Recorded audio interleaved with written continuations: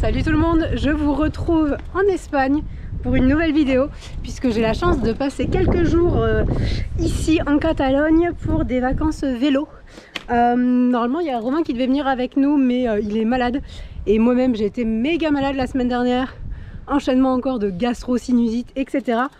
C'est pas la super forme mais bon, on va quand même se tenter un joli tour de 85 bornes qui va faire passer notamment par un col que j'ai déjà pris il y a 2 ans quand on était venu à Gérone, qui est le col de Hells Angels and Hells, je sais pas comment ça se prononce, mais le col des anges qui est magnifique. Donc c'est parti, 85 bornes et normalement je crois 1100 de D+.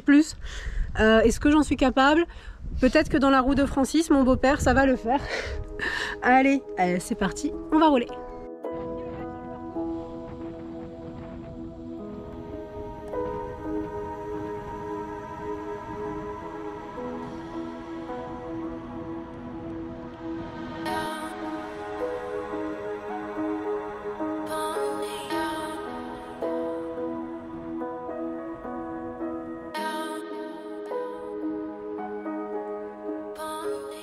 La sortie commence pas super bien.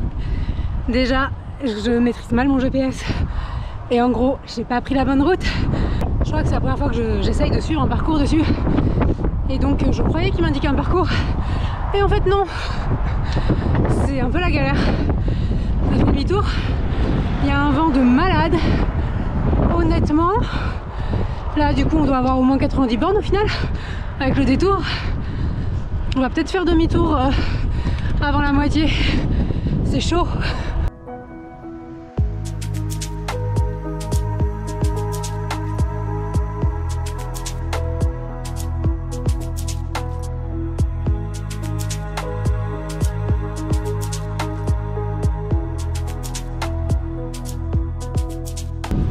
Donc mon GPS m'indiquait en effet une route, mais il m'indiquait la route pour rentrer de là où on venait.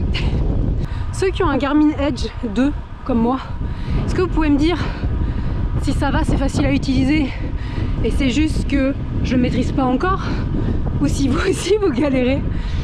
Oh là là. Donc c'est officiel, on va pas faire le col des anges comme on voulait. On change de plan.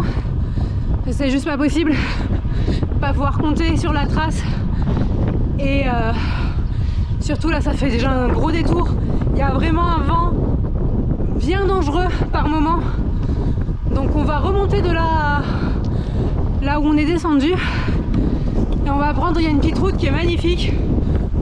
On va la prendre et puis on fera demi-tour. Et ça fera une jolie petite sortie. On risque d'être un peu plus à l'abri du vent, ce qui est une bonne chose. Et ce sera déjà pas mal. Après tout, c'est les vacances, on va pas se prendre la tête.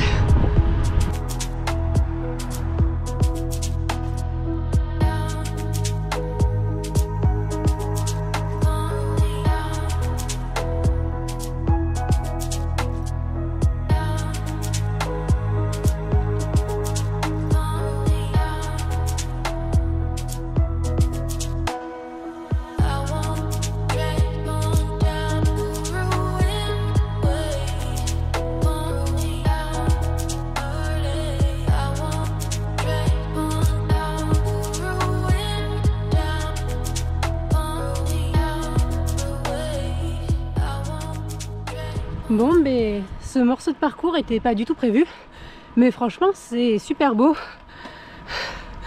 C'est donc une montée, en gros ça part de Calonge et ça va un peu dans les terres, et on l'avait déjà faite avec Romain mais dans l'autre sens, donc quand on était venu à Gérone et qu'on avait fait notre plus longue sortie.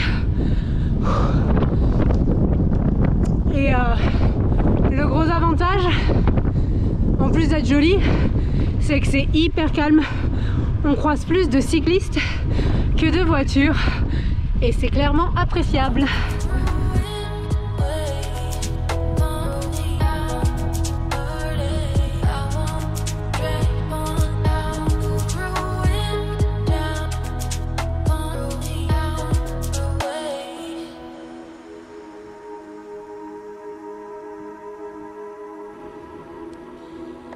Contre-attaque.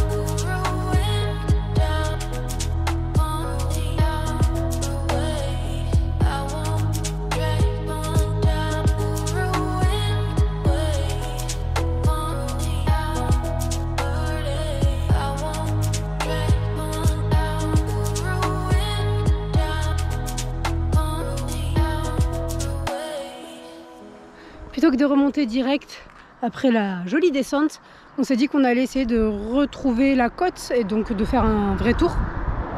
Mais là c'est uniquement des grandes voies assez rapides.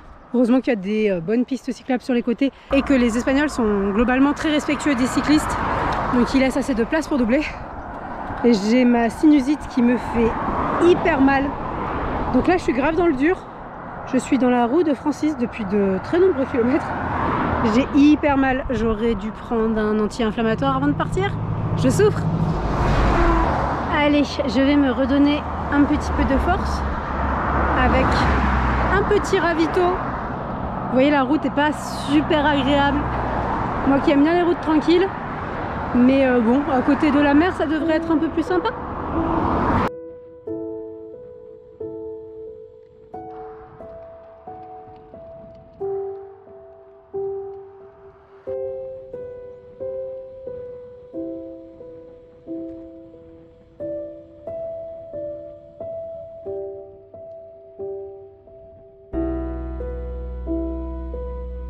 Mon GPS il est peut-être pas toujours très intuitif, mais je crois qu'il nous a potentiellement un peu sauvé la vie, puisque on s'était embarqué vraiment sans faire exprès sur une voie bien rapide. Bon, c'était pas une autoroute vu qu'apparemment on n'était pas interdit, mais franchement une voie ultra rapide, bien dangereuse, le genre de truc que j'aime pas du tout. Et donc à un moment on s'arrête là où on peut pour essayer de trouver un autre chemin, et en fait impossible sur Google Maps de trouver un truc qui nous semble convenir. Et du coup j'ai lancé mon GPS en lui demandant de nous ramener à la maison, et il nous fait prendre là où il faut, donc c'est cool. Donc je me suis dit que j'allais voir avec le GPS, et je lui ai dit je lui ai demandé de nous ramener à la maison avec l'itinéraire le plus court, et il nous a proposé un chemin qui n'est pas l'immense voie rapide qui est la seule qu'on voyait apparaître sur Maps. Donc là on est sur des petites routes sans voiture, sans risquer de se faire écraser, et c'est pas désagréable.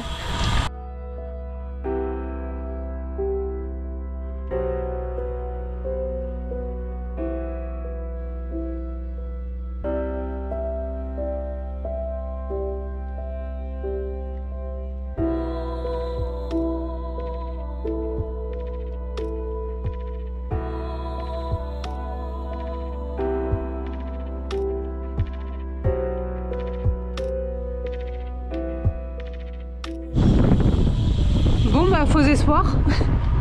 En fait c'était juste un tout petit tour et il nous faisait reprendre direct la voie rapide.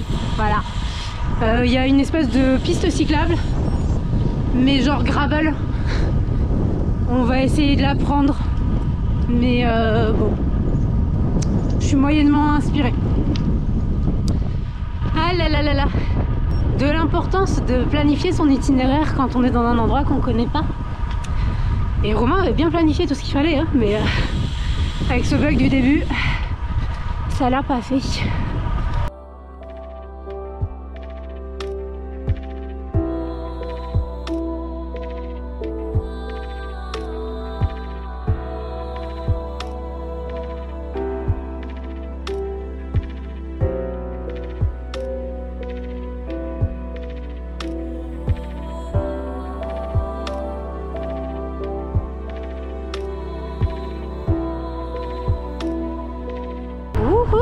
Après s'être paumé 28 fois, on arrive à Calonge, enfin Calonge Saint-Anthony, pas loin de Calonge, où est notre gîte.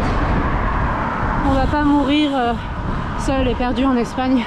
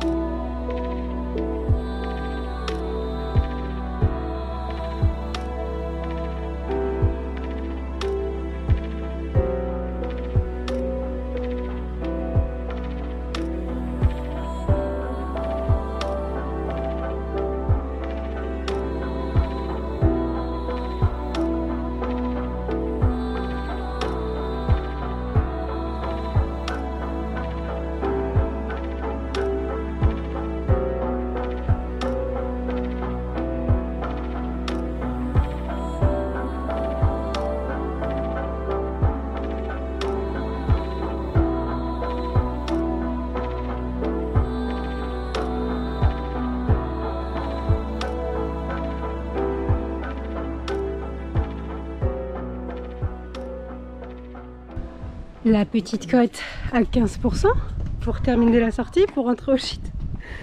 Allez, là, cette sortie n'avait absolument aucun sens. C'était un peu du grand n'importe quoi. Il y a eu des moments très bien et d'autres beaucoup moins. Au total, on a fait 58 bornes et comme d'hab, je vous marque les stats. Et je suis un peu au bout de ma vie. J'ai mes sinus qui vont exploser.